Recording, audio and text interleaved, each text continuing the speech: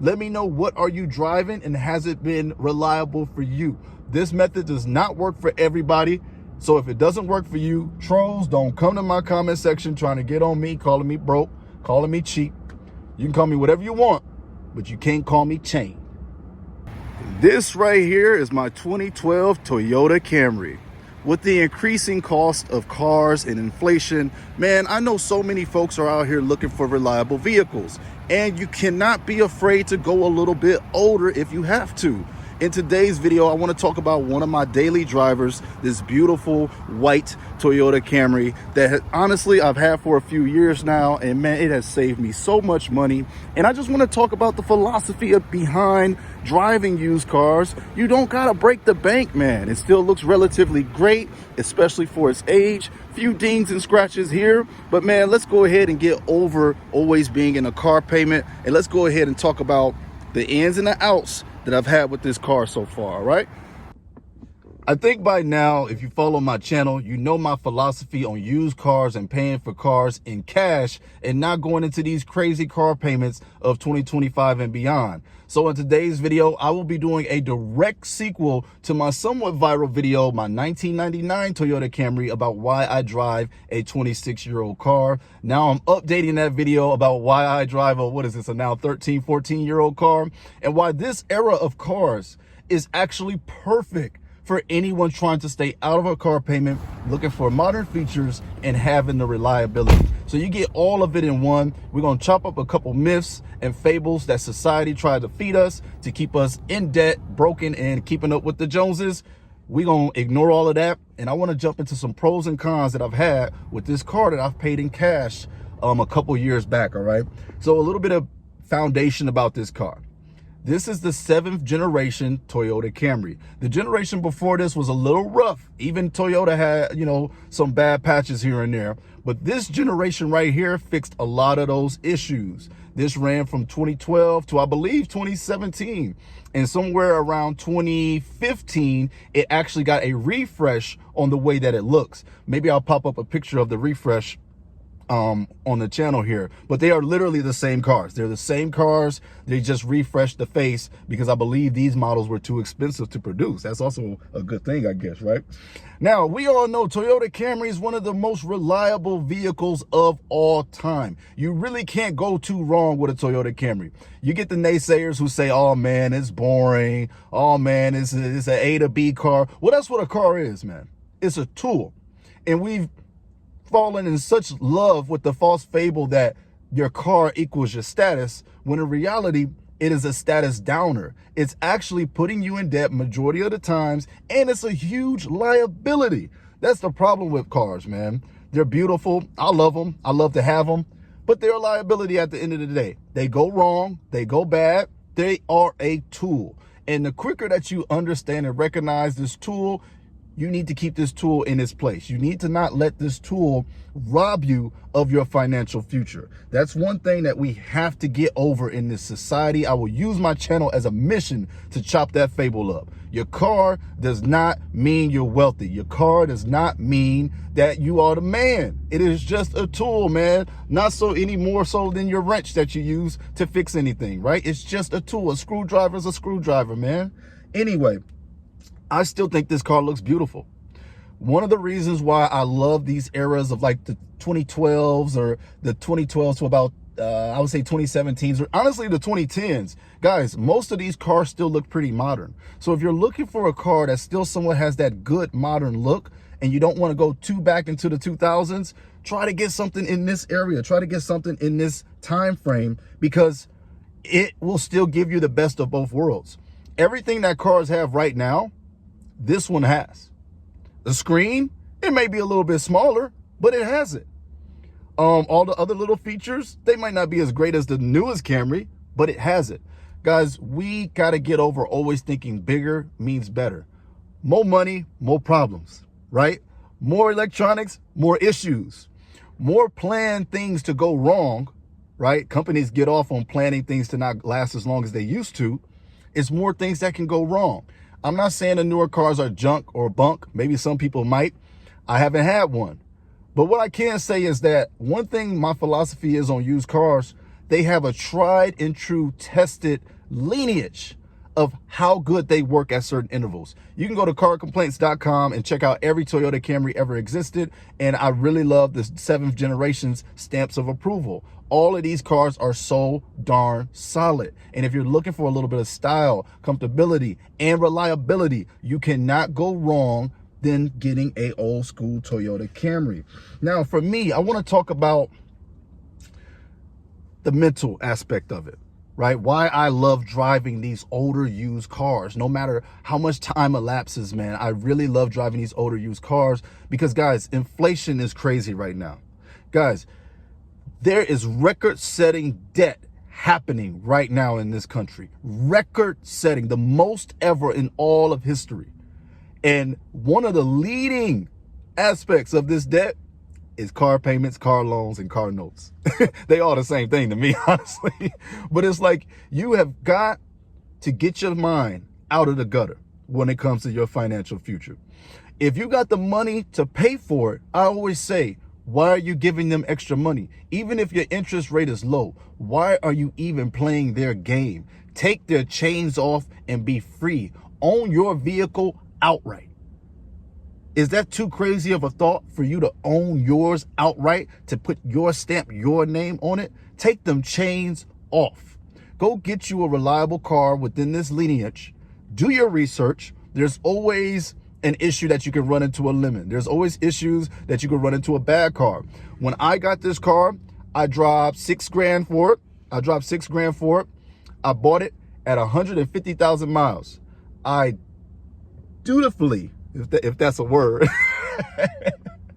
I thoroughly checked the history of this car. I got the Carfax. I went all through it. I questioned the owner before I bought it, up and down. You've got to do your due diligence when it comes to getting a used car, because it's not all sugar and roses. You can get you some bad used car deals, which is why a lot of folks go the car payment route, because they're like, you know what? I'd rather do payments on something I know that's going to work rather than take a gamble on something that might fail me next week. Now, while that is a possibility, it's also a cop-out to me, because even that new car will have issues. Even that new car is not tried, tested, and true. So either way, you got to choose your sacrifice. Either you're going to go the route and put these chains on that the government and all these people, these entities have created for us, or you will take your chance. You'll do what you have to do. Take that gamble. But at least if you take that gamble, it's still yours. It's still yours. People try to justify getting into car payments, and the numbers and the financials just never make sense. It never adds up. You can never really justify paying extra money on interest every single month. You really can't justify it, guys. Now, am I completely anti-car payment and knocking folks who do it? No. Everyone's situation is different. Everyone has something going on in their life. And, kudos to you if you have the courage to admit that maybe you want to get out of your car payment faster, or that maybe you made a bad decision. It's never too late. And I'm not acting as though I'm high and mighty or better than you because I own my cars. It's not a flex, really. It's just a tool.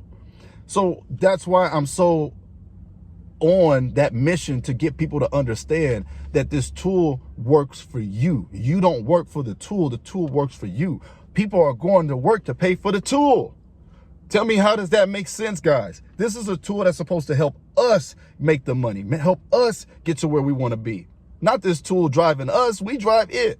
So that's one reason why I don't like wasting money on these new cars or these car payments, because it's all a game. It's all a farce. It's all fake. It's just another way for these financial bloodsuckers to suck out your hard work. Why would you give them that? Go get you an old school car. Another reason why I love driving a car of this age is, honestly, the other day, like I said, this is primarily my wife's car. She hit a little ding or two on it. I don't know if I'm gonna put that on the screen or not. And this is a white car, so everything shows, right? So it got hit with a little ding. She was so nervous about my reaction, and she was just so sorry. And you know what? At the end of the day, I thought about it, and I was like, it's just a car. It's an older car. It's all good. One of the perks of having a somewhat older but nicer looking car is you're not so bothered by all the nicks and knacks and crannies. It is what it is. It's already an older vehicle somewhat. Yes, you want to keep your stuff nice, but people who have them new cars, they go crazy if there's even a little scratch or a hint or a knock or a dust. Man, whatever. When you're driving nice, free, and clear, you ain't even worried about all that. You're just worried about the utility of the tool. And that's one thing that I just always love about older cars and 90s cars. They knew what they were.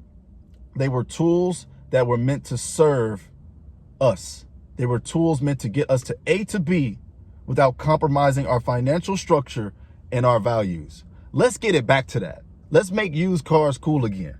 All right. That's one of the things that I had on my notes that I really wanted to talk about here.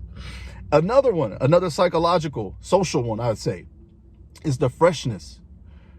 People went crazy over this car because it was newer than my 99 Camry, right? But guess what happens after a minute, guys? Everybody gets used to you being in that same car. So if you're buying a car for status or you're going to debt for a status, the freshness fades. Newsflash, I'm sorry to tell you, the freshness is going to fade, man. You've got to stop giving a darn about what people think about you, because it's your very thought process about what people think about you that is ruining your financial future in the silence.